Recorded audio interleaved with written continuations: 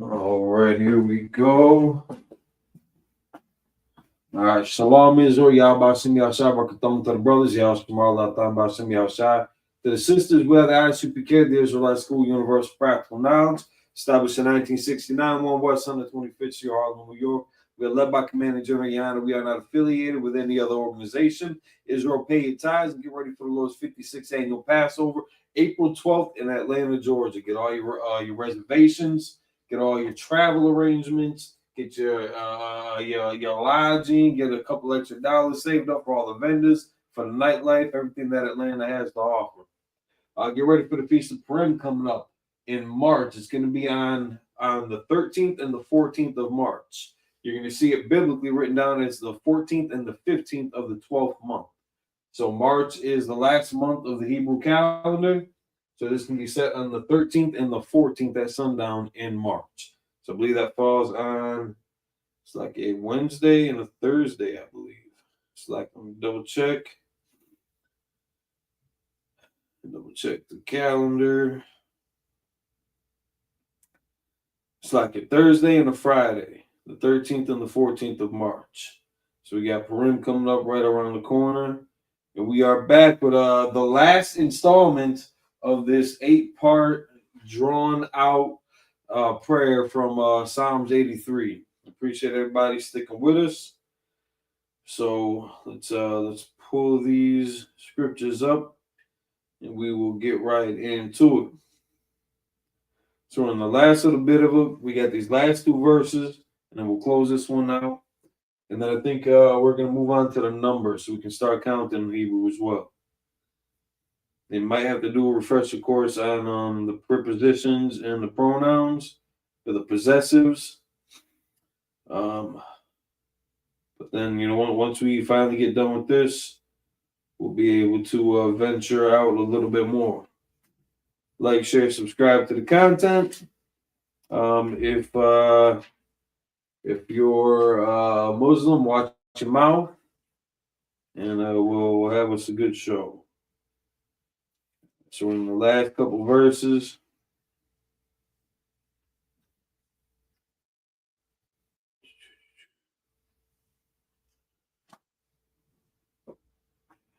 and select. Let me just double check something.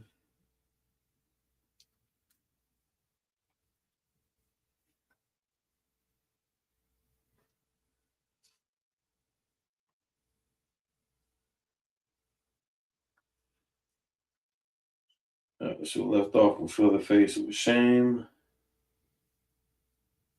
That they may seek thy name.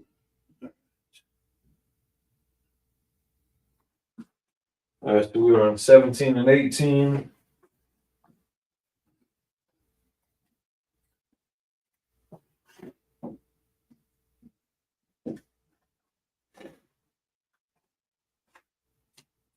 So now again, just a recap of the prayer. So David going through something pretty heavy. And David is praying for the destruction of his enemies. And he's listing the different nations in this prayer that he's got a feud with that are targeting Israel. So again, it's not for no reason that he's calling for the destruction of these people. Edomites, Ammonites, not the Elamites, Edomites, Ammonites, Moabites. That was the other one I was thinking about. Amalek, Gabal, Assur, which is the Assyrians, the Hagarenes, which we saw was kind of a mixed group. It was a mixed group. Looks like it was coming from the Ishmaelite family tree, though, because it didn't specify like necessarily an origin, but it was just kind of a loose affiliation. But yeah, the Ishmaelites, the Edomites, in verses 6 and 7 and 8, the children of Lot, praying that they get dealt with the same way. If we read in 8, we read a verse, it's like verses 9, 10, 11, some of the different Midianite kings and princes that were destroyed by Gideon, the Ephraimite. So he's not calling for a peaceful resolution. He's calling for destruction of these people that mean harm to Israel, to wipe our name out of the record books, to wipe us off the map. That was the whole point. That was the whole point in their whole agenda. So David wasn't calling for some, for a sit-down meeting. He was calling for destruction. So the last verse that we had, so the last set, verse 15, so persecute them with that tempest and make them afraid with thy storm. Verse 16, fill the faces with shame that they may seek thy name, O Lord. Now, that's going to be something else that a lot of the nations, a lot of Christians are going to want to try to tie some of these events into the other people being accepted by the Most High, just because they're going to acknowledge his authority. When they acknowledge his house is the house of prayer, the house of worship. When they acknowledge the angels, when they acknowledge the priests and the prophets, when they acknowledge the Most High in Christ, that's not them being grafted in or adopted or accepted amongst the people. That's just them recognizing the authority. So it's right for all the different nations to recognize the UPK as the house of the Lord, as the home of the truth, defenders of the faith, because that's what's been established here on earth. So when the Most High sent Christ back to return and to rule with Israel as the battle axe, it's right for them to acknowledge our authority and our presence here on earth again. So it's talking about fill the face with shame that they may seek thy name, oh Lord. Everybody's going to be crying out to the Most High. It's not going to be like take atheists, for example. They want nothing to do with any type of gods whatsoever. They're going to be calling out for the Most High too, for mercy, for forgiveness, to repent. Just like anytime they're in a natural disaster or any tragedy befalls them, their instinct is to be like, oh God, oh Jesus Christ, oh God. Like they make that exclamation just instinctively. That could just be in part of the culture. It's such a common exclamation. But instinctively they're not saying, oh universe. Please save me, Mother Nature. They're crying out to God. They don't know who God is, though, and the earth is gonna find out. So in the middle of all this destruction and mayhem, people are gonna be crying out, looking for peace, looking for shelter, looking for something to ground them in all this chaos.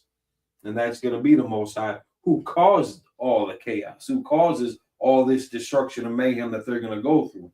So the same entity that's providing them with all this pain and suffering is going to be their only way out of it too. And it's going to be in servitude to the Most High in Christ under Israel.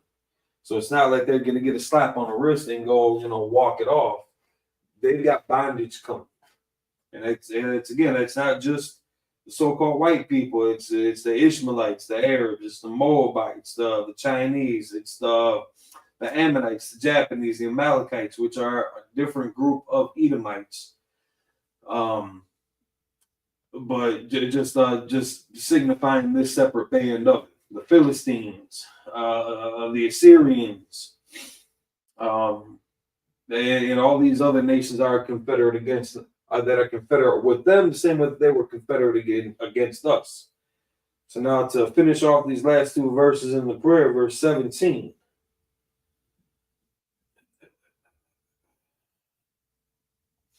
Yeah, Bashwa. So we're going to be writing again in the Paleo first, from the right to the left, and then we'll do the Assyrian down here, and then we'll fill it in with the translations as well as the phonetic breakdown. Using the English characters to sound out the Hebrew characters.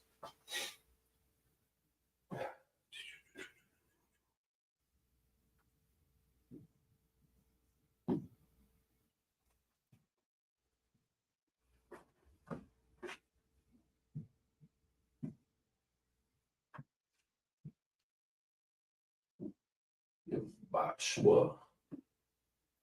Again, these signify that they get pronounced independently.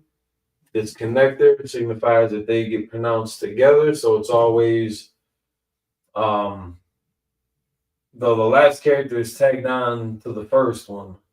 So that kind of vowel sound that, it's a consonantal language, but the vowel sound that would normally get attached to the end of the character would fall off, and it just gets the consonantal value of it. So this would be ya, bash, wa. So the sha gets connected to the ba. That vowel sound drops off the sha, and you're left with bash. Ya bashwa.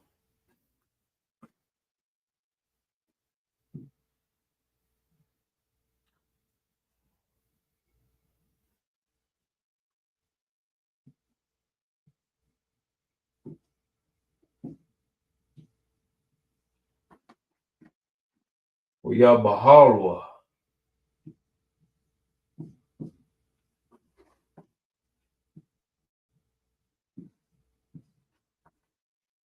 Wa ya bahalwa. Again, these little dots in between just to signify that these are different words.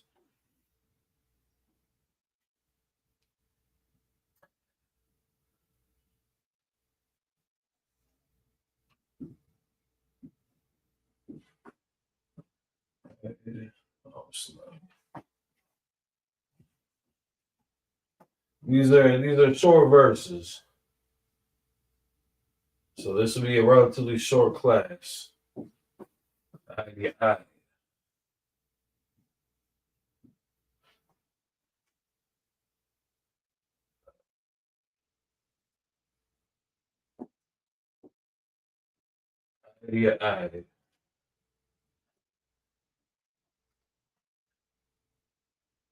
Right.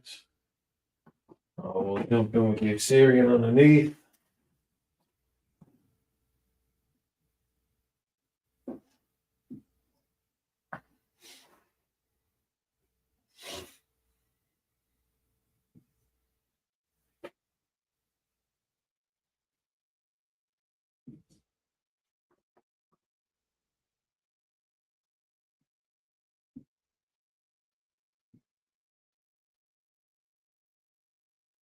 Bashwa.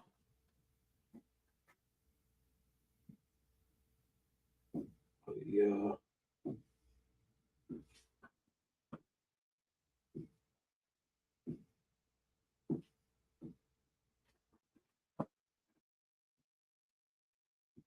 Yeah. Bahalwa.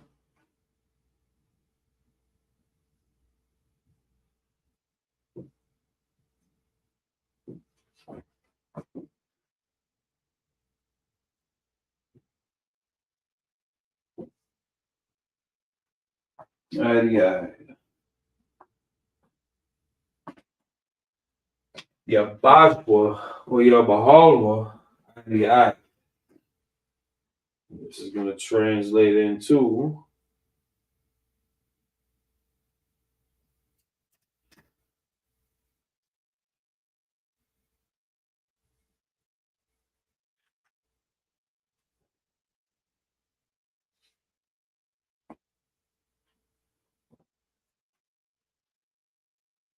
Bashwa. It's going to be let them be confounded.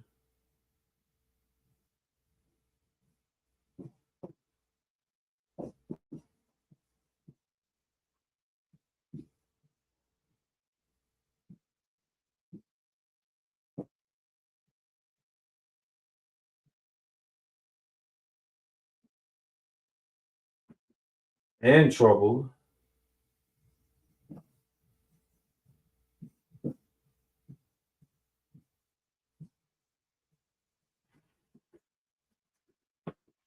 Forever.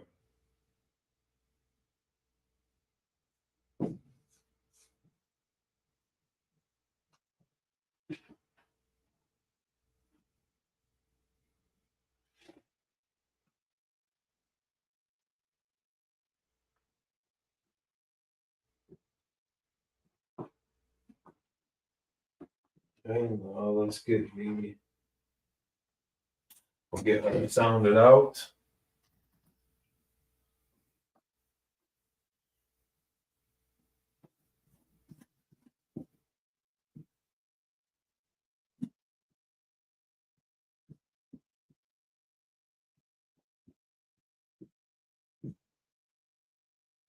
And the dots here just to kind of indicate the different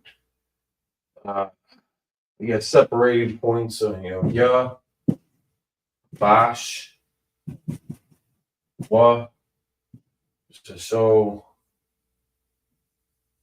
kind of the breakdown of the word.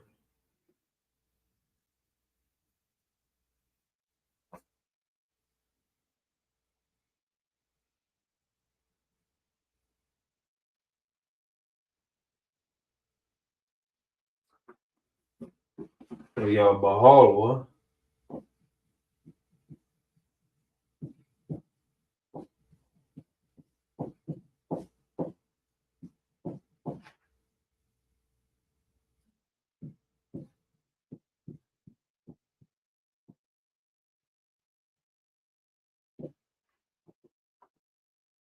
Yeah.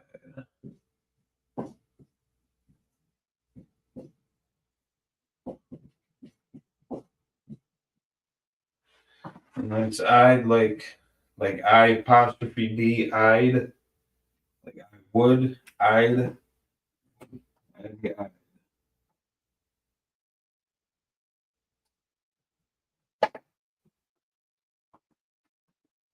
get that up there for a second and I'll show blue letter.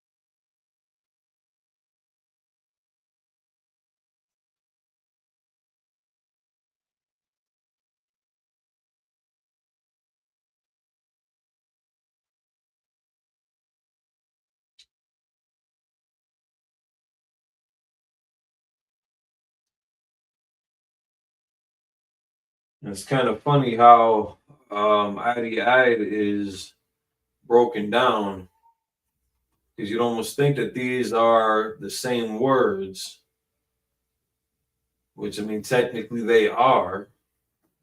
The emphasis on forever. So if you look at the first part here, so it gives it the etymology for, so like, let me share the screen maybe. Maybe that'll help.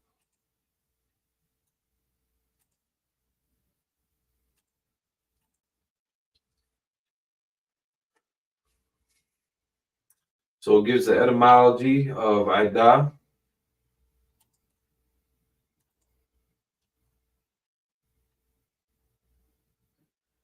Pass on, advance, go on, pass by, remove, to pass on, to remove. But in this emphasis, perpetuity, forever, continuing future, ancient, of past, if you wanted to use it in the past tense or in the future tense, continuous existence.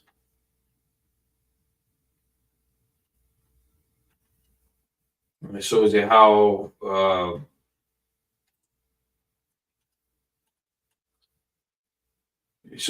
Ida is getting applied to it for perpetuity. Duration of time is kind of the effect, but a never ending duration of time. But now we take a look at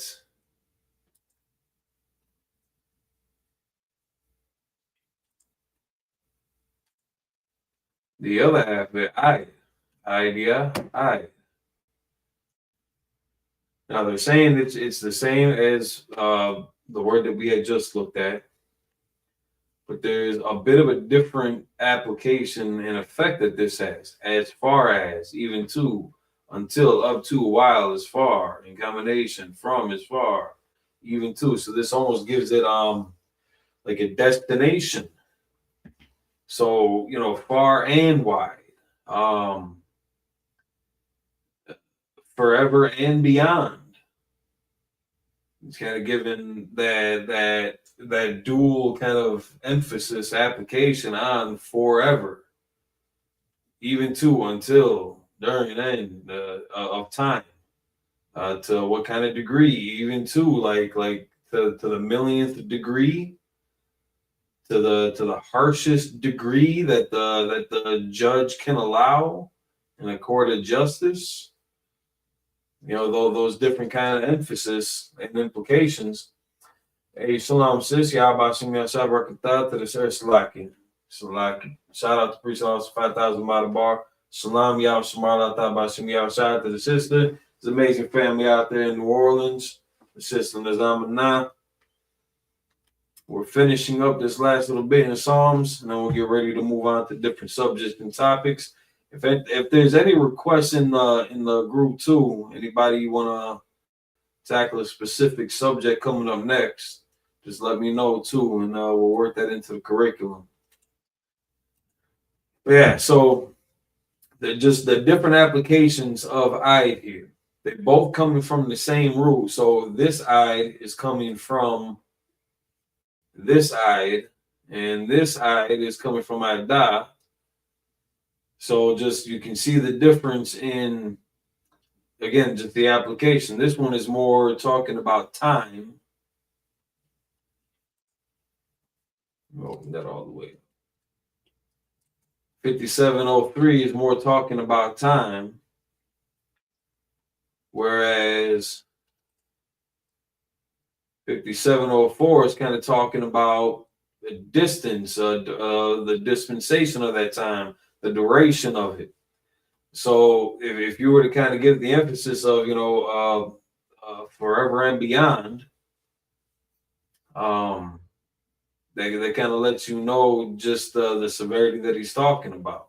Because you could have just said forever, but the implication of it, the context of this forever is like there's no end point, there's no cap to it, there's no stop in sight. It's just forever and ever and ever, and that's it. And that's all they're ever gonna get. He's praying for an eternal. Let's read this back up above. Let them be confounded and troubled forever. He never wants this burden to be lifted off of the Edomites, off the Ishmaelites, the Moabites, the Gebelese, the Gabalium. I'm not sure what the plural form of that would be, but he never wants. He's praying that their suffering never stops, that the Lord is always against them. Let's take a quick little look at the different root words here. So Yabashwa,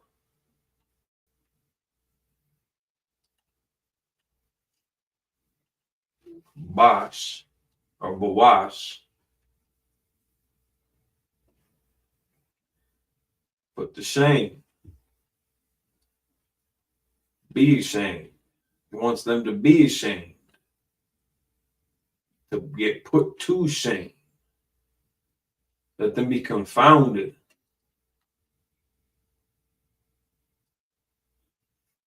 Disconcerted, disappointed, confused. He wants them to be a whole mess. He wants them to be put into a whole mess, a whole conundrum.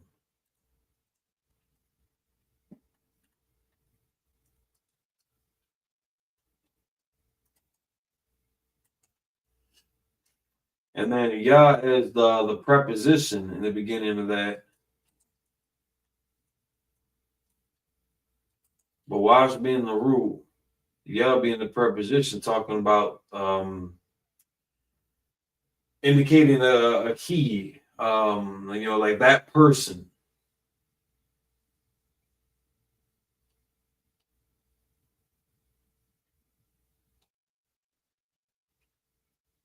And troubled, Bahal.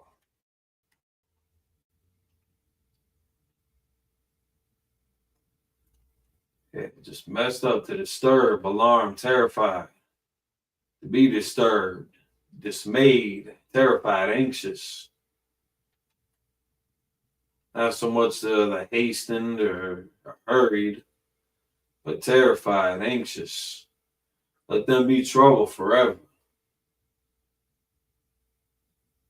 So Bahal being the root, Waya being and he, because you can use like he as normally it'd be kind of thought of as a singular, but you can use that in context as plural.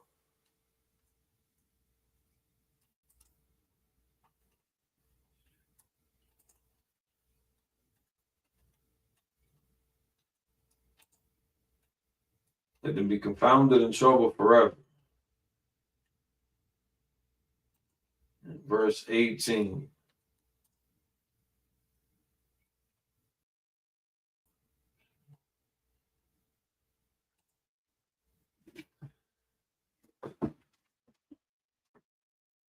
Last verse.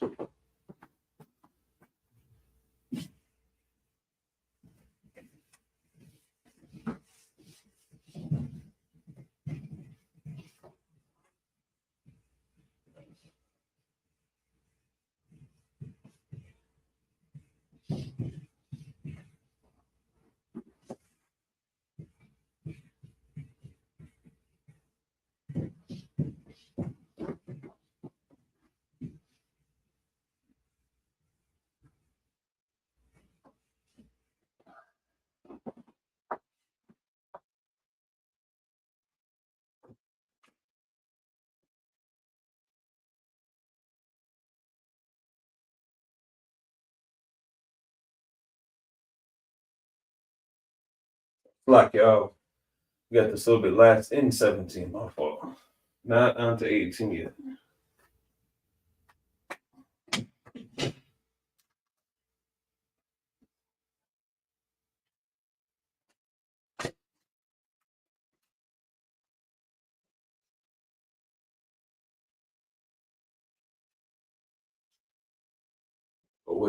Parwa.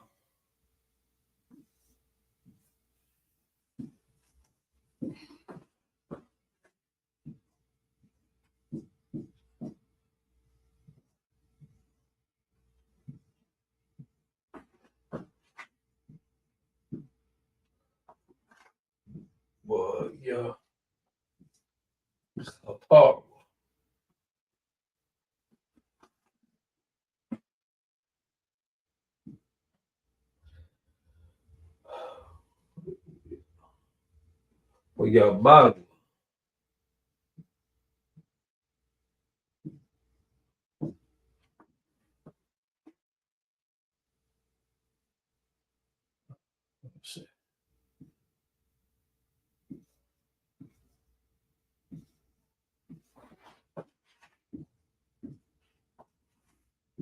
Bagu. Bagu.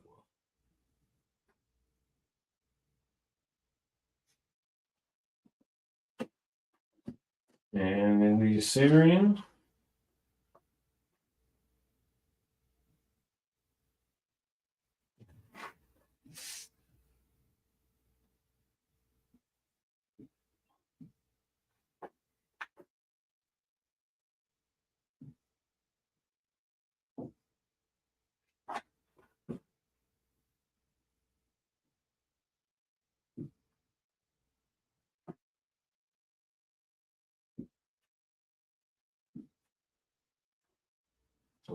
Parwa.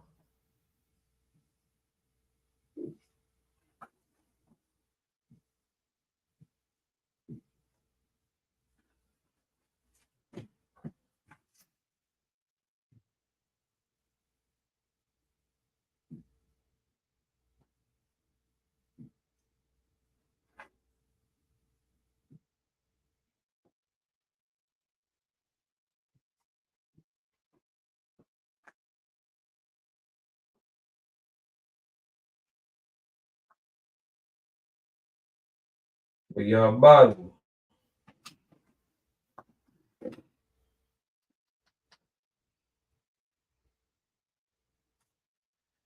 And it's going to break down into, yea, let them be put to shame.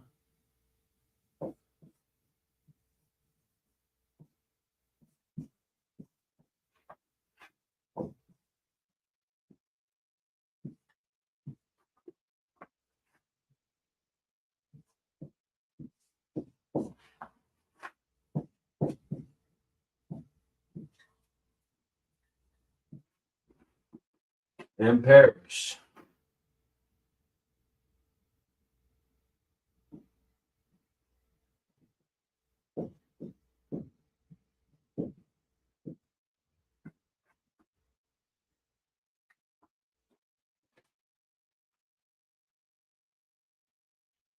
So the phonetic breakdown in the English word or in the English letters.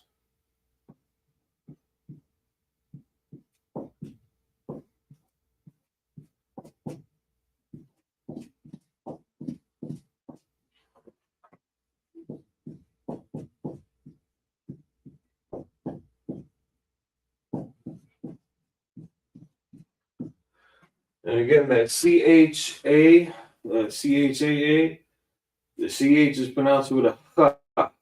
A H. Captain Tazar Yak. Captain Khataza. So it's like a rough H. It's not a ch. You don't say Waya Chaparwa or Waya Kaparwa. It's kind of caught somewhere between a ka and a ha. Waya Chaparwa. Waya cha. Because it stands alone, it gets pronounced by itself entirely. So you get that full kind of vowel, the consonantal vowel combination there. Huh. Wayakaparwa. Wayabarwa.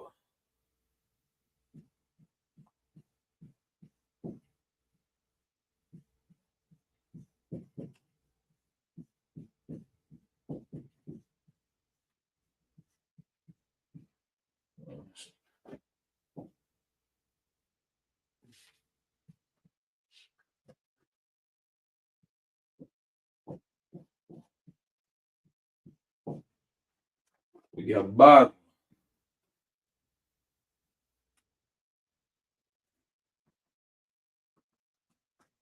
Hold this up on the blue letter as well.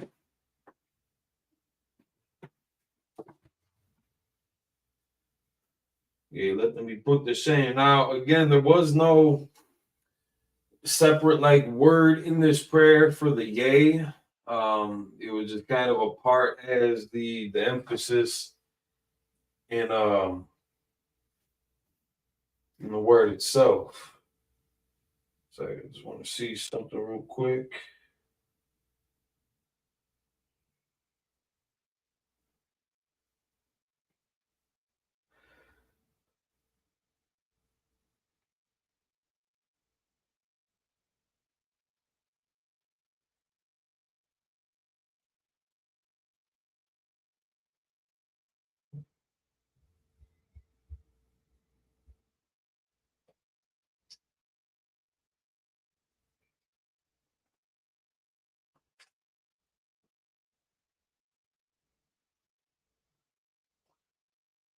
I guess not. I open up the blue letter with it. All right, we're still in 17. So now we just had what was it, Bahal that was shame and to disturb, Slakia. This.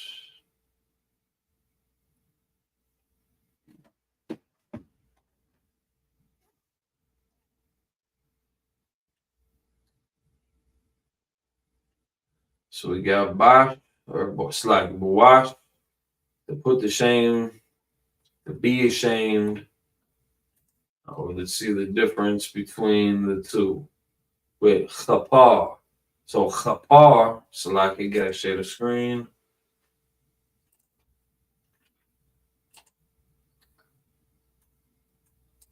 So Chapar being the root word.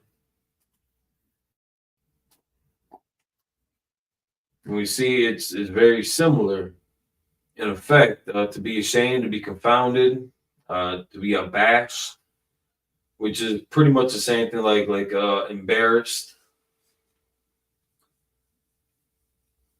You can look up that definition real quick.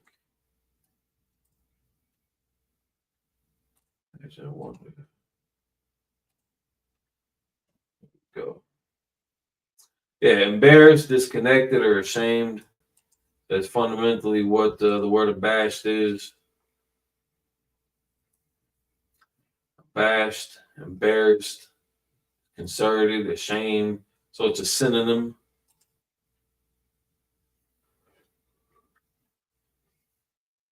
So we got two phrases within the same verse, emphasizing them getting put to shame. So if we look at the prayer again, let them be confounded in trouble forever. Yea, let them be put to shame and perish. Abad. So abad is the root word here. What ya abad was? It's like I'm trying to find my notes on the possessors.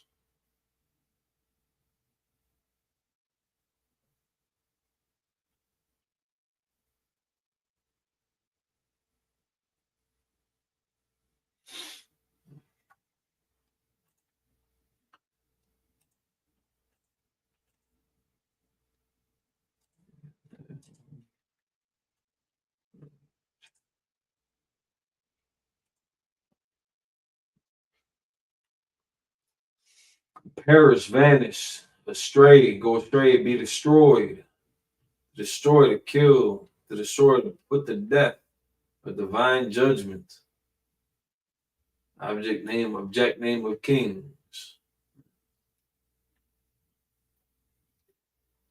So this is certainly of a divine judgment, to destroy, to put to death, to perish, be destroyed,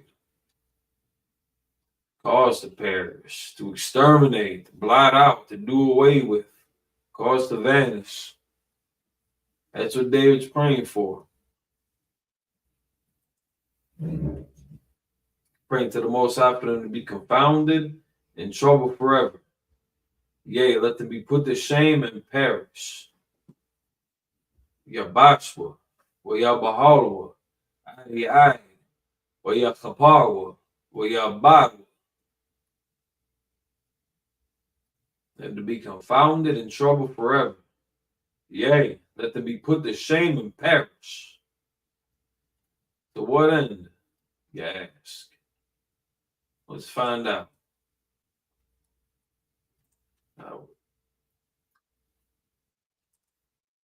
I wouldn't even share it no more.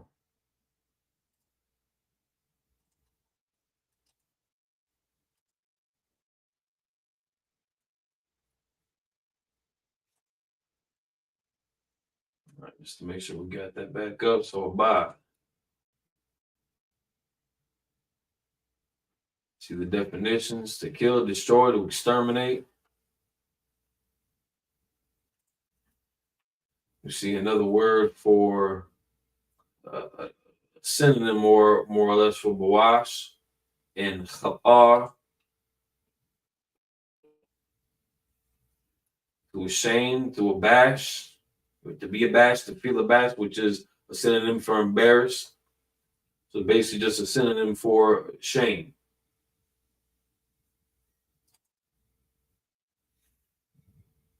David is praying for straight up destruction of these Confederate heathen nations that came up against Israel, that stalked us, that ambushed us,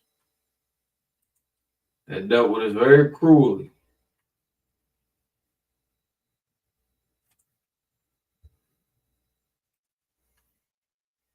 Right.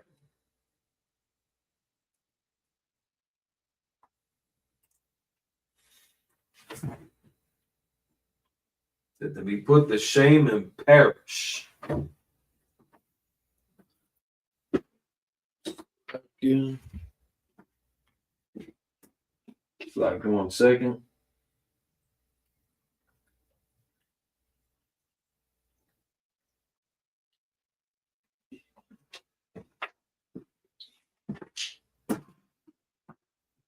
All right.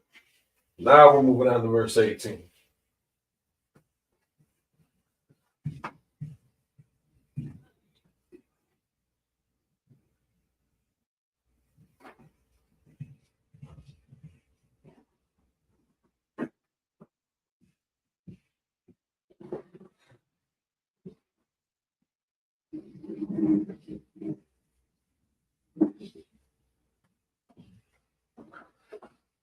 Let them be confounded and troubled forever. Yea, let them be put to shame and perish. For what reason?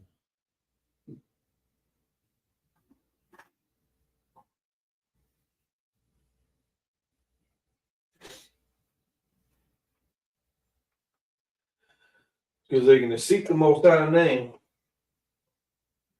and they are going to be put to shame and perish. We got the Iowa.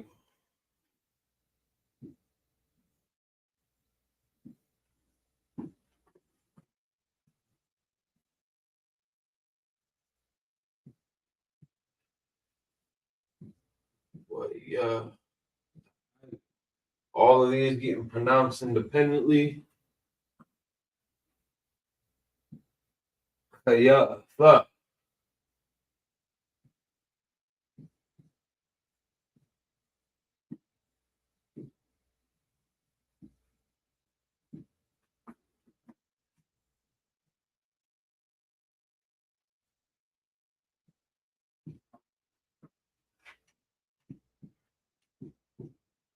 Yeah, fuck. Shamka, Yahweh.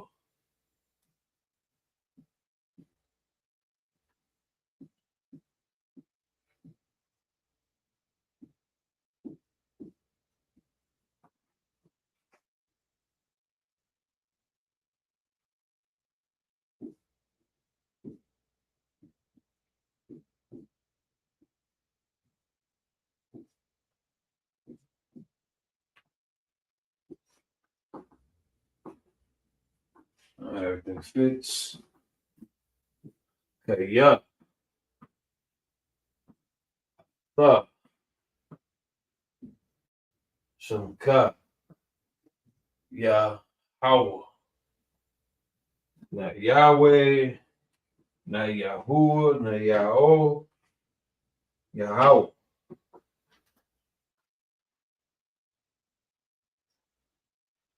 Do it in the Assyrian.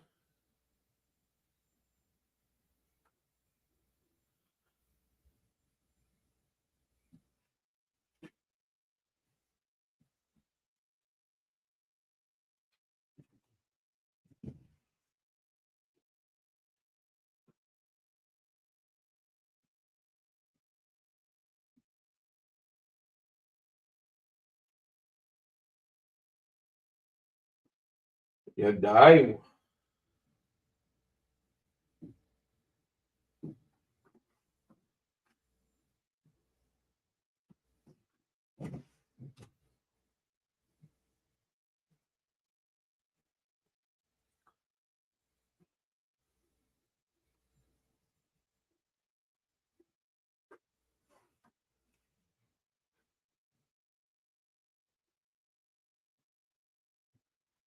Yeah, fuck.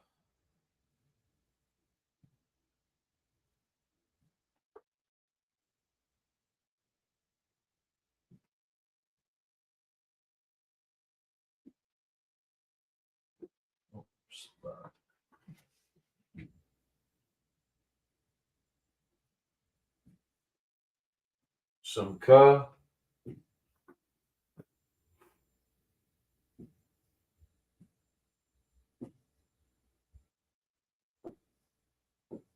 Yahweh.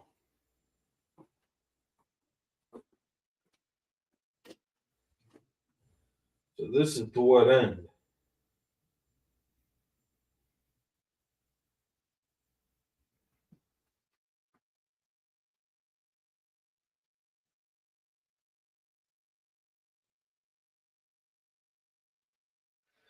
You know, this is kind of one of those funny sentences where things are a little kind of flip flopped around. So I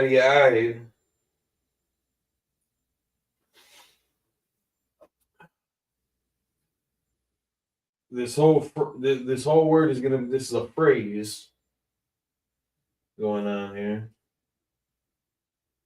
The root word here being yada. A lot of times when you see, multiple like these could be multiple prepositions in the beginning. In this case, it's actually the root word here. Yadai. This whole word is going to come out to be essentially that men may know. And they have men in parentheses to show that as a physical word, that was not part of the phrase, but give, I guess, articulate who the target is. In English, it gets included. That men may know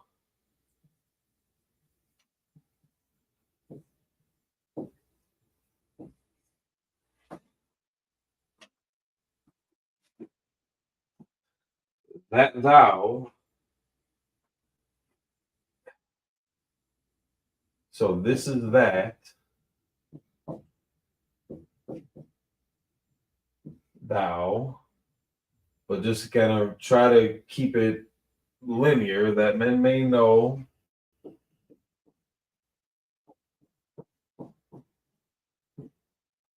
that thou, whose name alone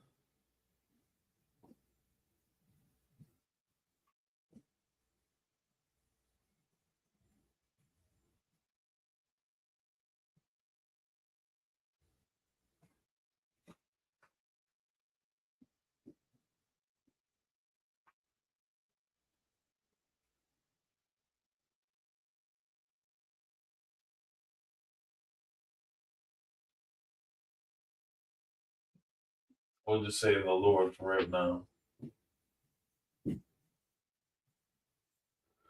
we're gonna spell it out in the Hebrew anyway.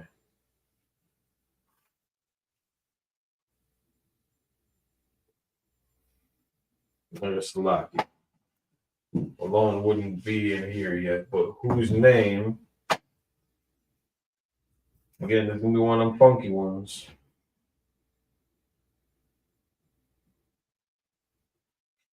And again, is not physically in the phrase, the phraseology of any of the words here, but just for the English sake, implied or included, so that the sentence can make more sense and it doesn't sound as choppy. Because in the Hebrew, we can see where the indication is towards the men, like a broad kind of spectrum in general, a generality. But in English, that reads kind of weird. That may know that thou, whose name Yahweh.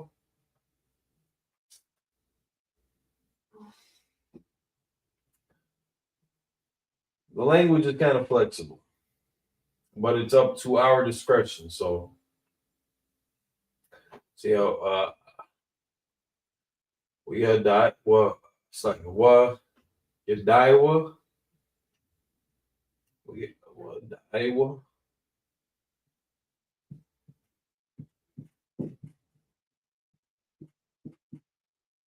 Actually, these should be pronounced together. Salakia.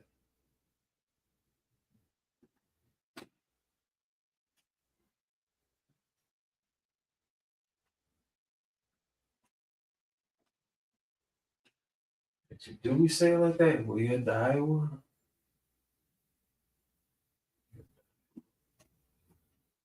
You know, for now, let me just separate these just in case. The pronunciation is so close between either form of it, but I do think that in the prayers we do have that separated.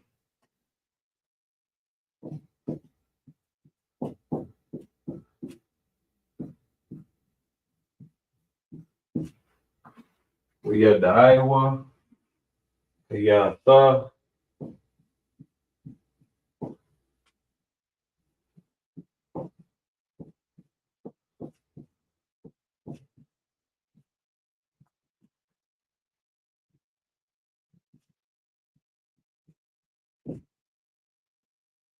Yeah.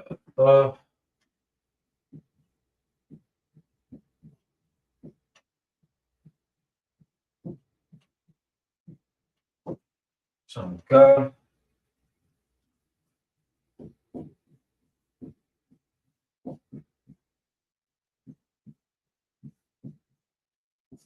Yahweh.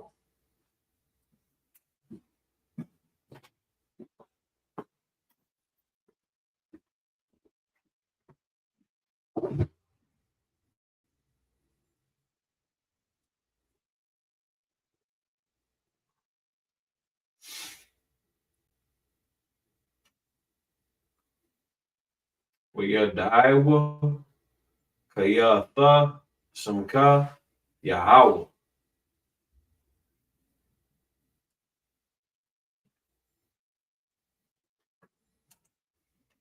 Bring this back up so you can kind of see how, so we're reading these first 4 words. We got Daiwa, Kayatha, Shamka, Yahweh. You can see how it's kind of broken up here. We got Daiwa, Yadai, being a root word here.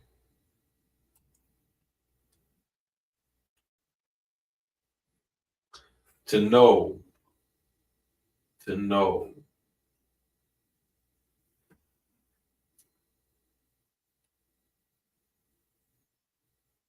Be perceived, to be instructed, to be known, to make known.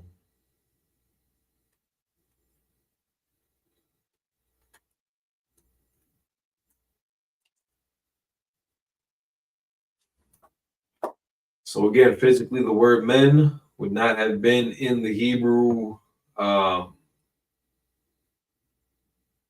phrase physically, but again, the indication, the context of the audience that it's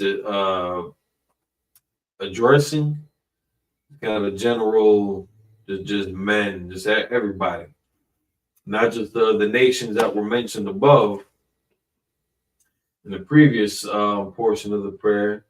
The nations that were mentioned as confederate against us, but just men in general. Men may know that thou, so Kayatha, that thou, whose name, Sham, we know Sham is name.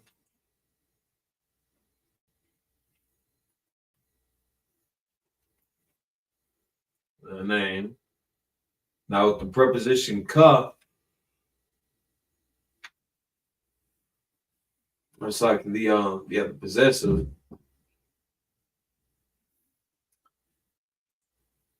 Establishing that name, whose name that is.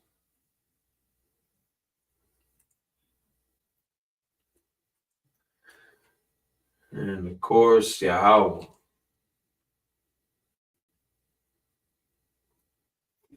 They'll give it a lot of different kind of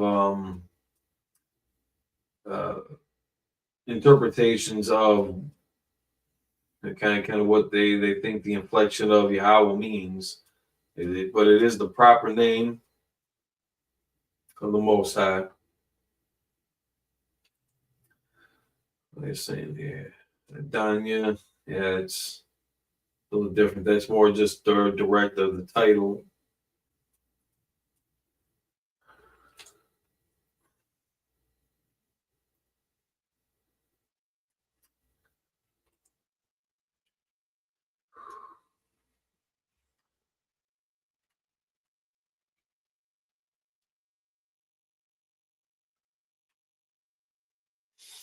And we see Labaka, which would come up next in this kind of sequence of words. Labaka is the one that means alone. The Bad being the root word, Bad. And just kind of that straightforward, alone by itself, separate, being alone, apart.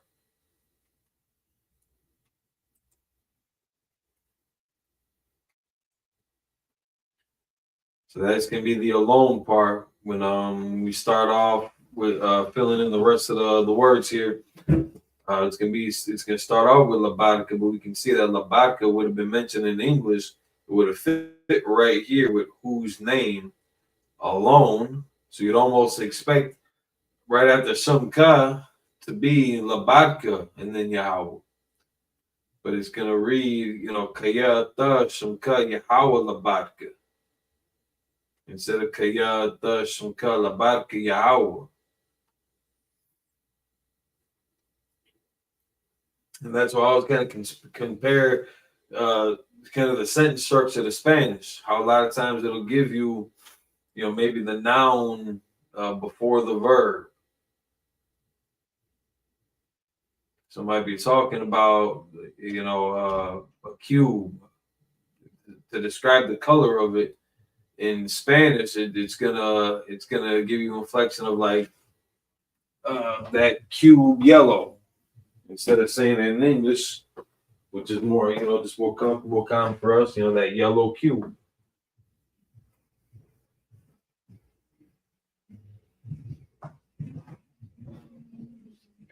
But Hebrew is just a very crude, very rough and straightforward language. Over time, people wanted to try to sophisticate our culture, and there was just no need to.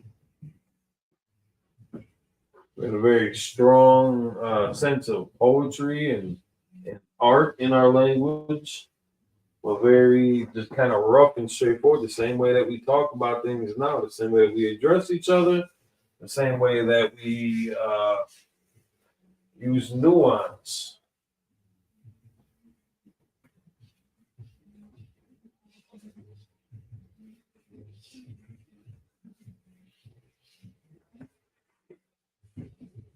Same way that we cut, the same way that we diss, the same way that we emphasize, exaggerate.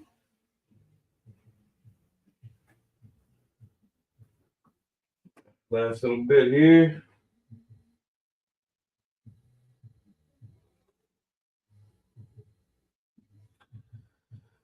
So we got La Barca.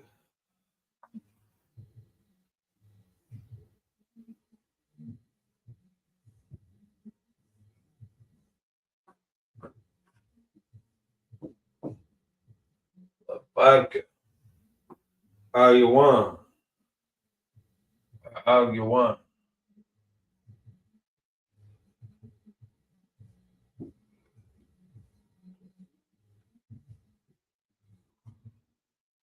So I'm making this a little bit smaller. I want to make sure that I can fit the rest of the words on here. All you want. La Barca. All you want.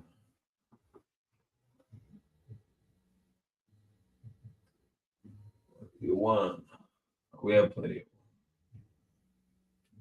Ah, call.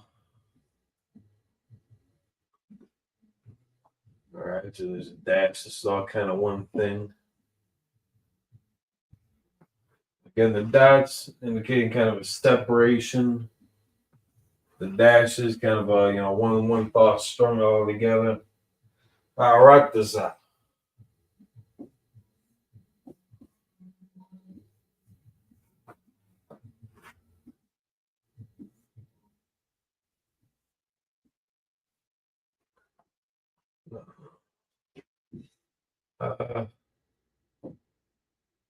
Araktaza. Everything getting pronounced separate. Let me close that.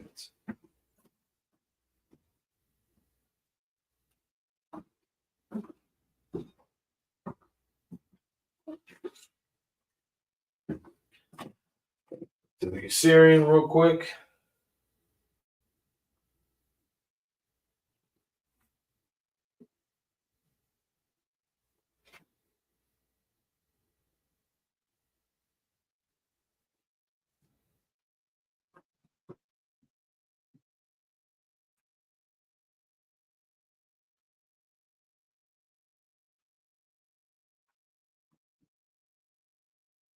Vodka.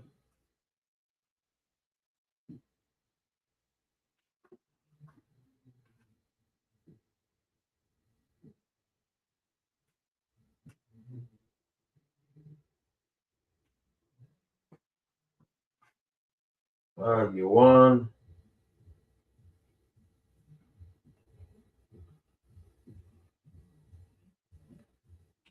Kyle.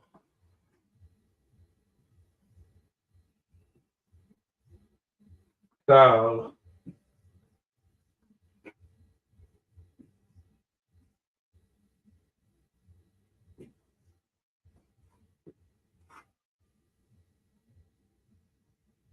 Slack.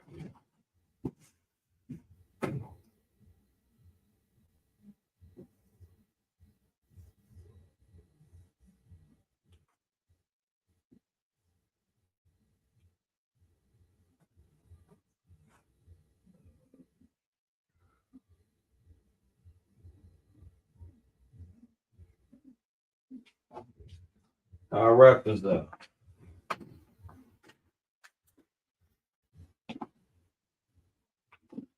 So now again, this is gonna be alone, and that would have fit in the phrase with some ka. So I'm just gonna add that real quick here.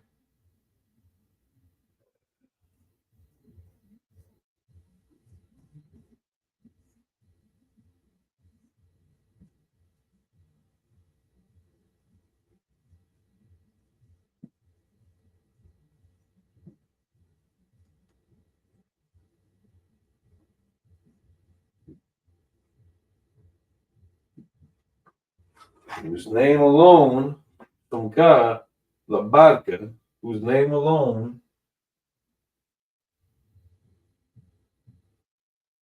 the Most High,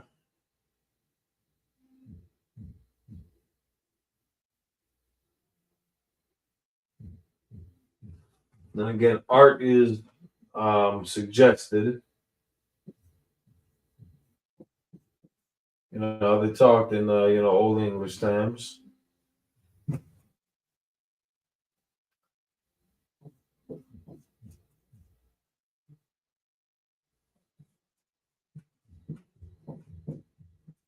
Most High.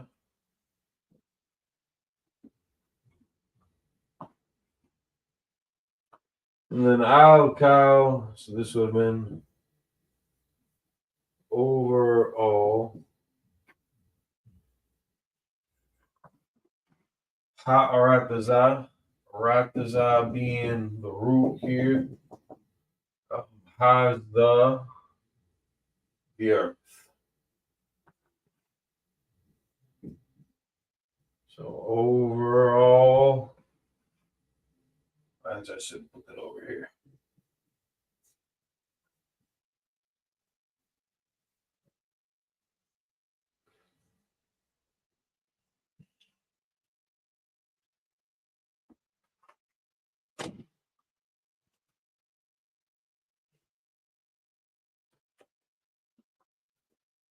Labaka al Yuan al Kal Harataza.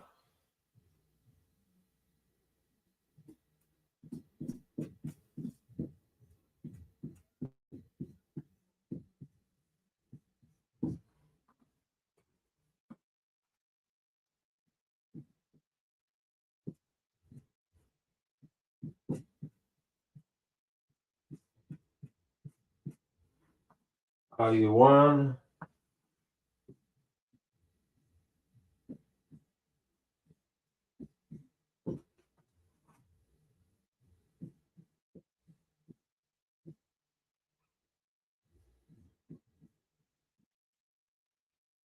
All right, move this down a little.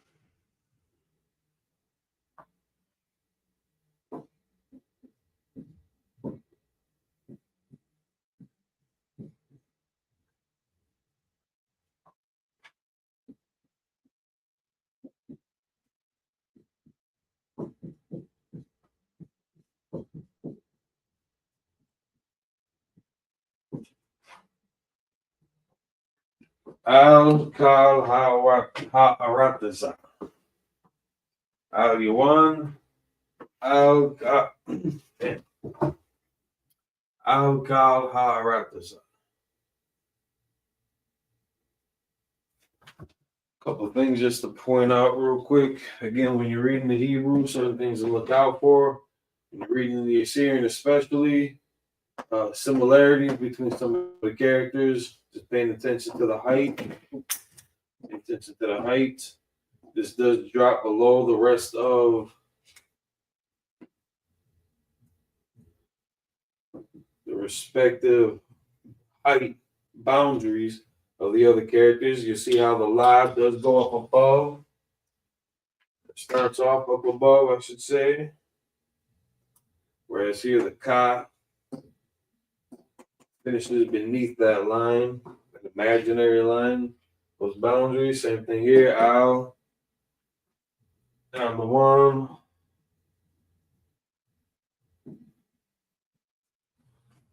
Where the normal bracket of height would have been, right in here. So the ya, the wa, and the na all having very similar characteristics to it that often get confused with each other. The ya damn near an apostrophe. The wa just a little bit longer than that. The na just a little bit longer than that. Again, these tail ends are going to be kind of exaggerated on here. In reality, when you're reading, it's going to be a lot closer. There's still going to be a height difference on there, but there's something to pay attention to as you're reading the Assyrian on that script. Some of the characters take on a different form at the end. That's a ka, and that's a ka. It's the same character, but because of the different place that it's in, it takes on a different form. At the end of the word, in the beginning or middle. Same thing with the na. At the end of the word, you're going to see it in that form.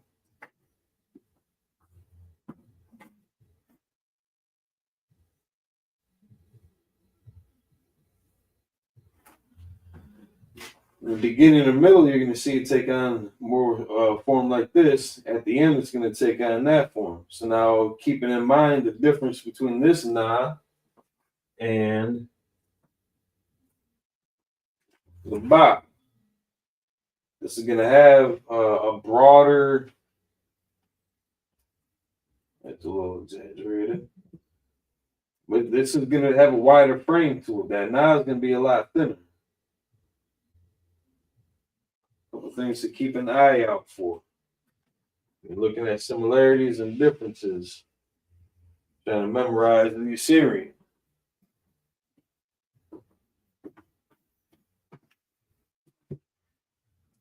Just check out the blue letter real quick before we head out.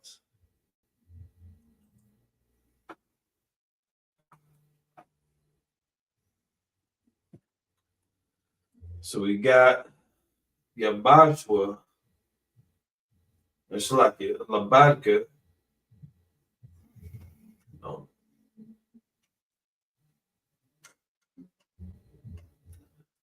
Daiwa Kayata Sumka Yahawa Labadka Al Yuan Al Kal Harataza. That men may know that thou, whose name alone is Yahweh, art the Most High over all the earth. So this is where they get, so Al Yuan is where they get Elyon in English. You hear the words like El Elyon, that's where they try to say that that's the Most High's name. When that's just like a title, just as you see here in the definition, and exaltation. So you have to ask the Most High, referring to the name of God. You can use it as a reference, but as we had seen in the earlier definition of Yahweh, if that's the name of God, Al-Yuan, well, Yahweh is the proper name of the one true God. So there's a difference again in the application and the context of those words. So again, to keep in mind when you're reading through, so you know where, maybe where you put the emphasis, especially when you're reading that cant. This is going to be a good point to stress. because it's going to give you the name of the Most High, and it's going to give you like a station or a title of the Most High, his proper name, and his station being the Most High God. So when they use the term God, that's just very generic, kind of blanket, generalized statement for the Most High. But like, for example, a lot of times, like for short, like we'll say the Most High, and that's in reference to Yahweh, not just that we're calling him Al-Yawan. That's just kind of so that you're not saying the Most High's name in vain. That'd be a good application for it. So it's got utility over all the earth. Ha'aratazah. So that in Yiddish they'll call it like eretz. But aratazah, the whole earth. And again, depending on the context of it, it could just be just a piece of ground, a territory, a region. It could be talking about the whole globe in general instead of just the portions of. You could use the reference to people of the land. I don't know, the Aratazarian, just something like that. I know that's not the way to put it, but just kind of how that might get put to use. All right. So we got that, and we are done with Psalms 83. So we'll be moving on to numbers, counting. Maybe do a refresher on because even I need that sometimes too. The prepositions, the pronouns, possessors, or as they would call the prefixes and suffixes, things like that. So that finishes off Psalms 83. Move on to different topics from here. Again, everybody get ready for the Lord's 56th annual Passover, April 12th in Atlanta, Georgia. Get everything set up ahead of time. We're just over a month away. It was like 6 weeks. That comes up fast. So get it ready now. Don't waste no time. You don't want to be caught at the last minute. Get in contact with the school near you if you need any accommodations or if you have any contributions that you can make. Also, get ready for March 13th and the 14th at sundown for the Feast of Purim. Gather with the school again with you in your zone. If you need to travel a little bit for it, take that time out. Call them to work. Let them know you're not going to be there, late on those days. If you can make both days, Most High in Christ. If you live separate from them and it's kind of hard to travel, do what you can. Again, if you need accommodations made, contact the school and they'll try to work that out for you. Otherwise, we will see y'all next Friday. We got Sabbath service tomorrow morning, bright and early, 10 a.m. Central Standard Time. So with that, we will catch y'all later on. Shalom, Israel. Y'all Bashim Yashai, working thumb to the brothers. Y'all Shamar Latan Bashim Yashai to the sisters. Shalom.